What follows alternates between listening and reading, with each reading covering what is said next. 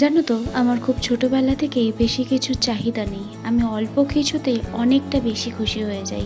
তাই ভগবানের আমার পাশে থাকার আশেপাশের সমস্ত মানুষকে সরিয়ে যেই মানুষ দুটোকে রেখেছে সেটা হলো আমার মেয়ে আর এবং স্বামী।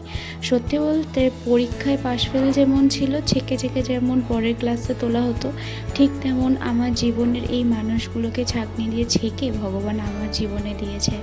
আমরা দুজনে হয়তো অনেক কিছু করতে পারি না, কিন্তু যেটুকু করতে পারি আমরা তাতে অনেক অনেক খুশি। আমরা সত্যিই জানি না আমরা কেন নাচানাচি করছিলাম, কিন্তু রনি বাড়ি ফেরার পরে আমি আর মেয়ে বিশাল খুশি হই। তাই একটু আনন্দ এরকম করেই শেয়ার করে থাকি মাঝে মাঝে। তো তোমরা জানিও তোমাদের কেমন লাগলো ব্লগটা।